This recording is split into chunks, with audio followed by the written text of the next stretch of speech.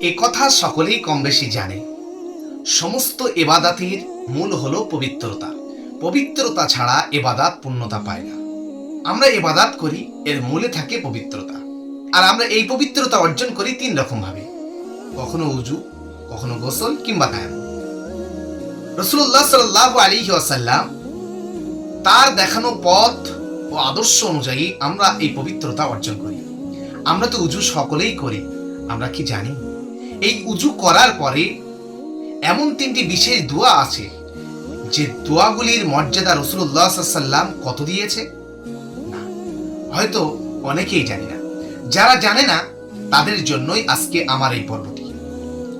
এক, রাসূলুল্লাহ সাল্লাল্লাহু আলাইহি ওয়াসাল্লাম বলেন, যদি কোনো ব্যক্তি উজু করার পরে দাঁড়িয়ে এই দোয়াটি তেলাওয়াত করে, আশহাদু আল্লা ইলাহা ইল্লাল্লাহু ওয়াহদাহু লা শারীকা লাহু ওয়া আশহাদু আন্না মুহাম্মাদান আবদুহু ওয়া রাসূলুহু, আমরা যেটাকে দ্বিতীয় কালেমা বা কালেমাই শাহাদা বলে জানি, এই কালেমাটি যদি কোনো ব্যক্তি উজু করার পরে একবার পাঠ করে, রাসূলুল্লাহ সাল্লাল্লাহু আলাইহি ওয়াসাল্লাম বলেন, ওই ব্যক্তির জন্য আল্লাহ তাআলা 8টি জান্নাতের দরজাকে উন্মুক্ত করে দেবেন। রাসূল বলেন, সে যে দরজা দিয়ে চাইবে প্রবেশ করতে পারবে। সুবহানাল্লাহ। রাসূলুল্লাহ সাল্লাল্লাহু আলাইহি ওয়াসাল্লামের জবানে বর্ণিত দ্বিতীয় দোয়াটি, রাসূল বলেন, যদি কোনো আল্লাহর বান্দা উজু করার পরে কালেমাই শাহাদাত পাঠ করার পরে এই দোয়াটি পাঠ করে, কি, আল্লাহুম্মা ইজআলনি মিনাত তাওয়াবিনা ওয়াজআলনি মিনাল মুতাতাহহিরিন, আল্লাহ তাআলা সগীরা গুনাহসমূহ মাফ করে দেন।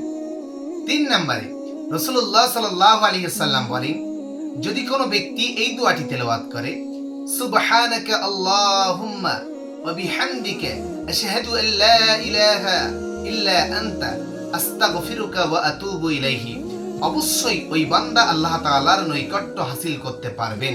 আল্লাহ তাআলা এই 3টি দোয়া আমাদেরকে আমাদের পার্থিব জীবনে 5 ওয়াক্ত নামাজের জন্য বা অন্য সময়ের জন্য যখন আমরা উজু করি, উজুর পরে তেলাওয়াত করার বা আমল করার তৌফিক এনায়েত করুন। আমিন সুম্মা আমিন।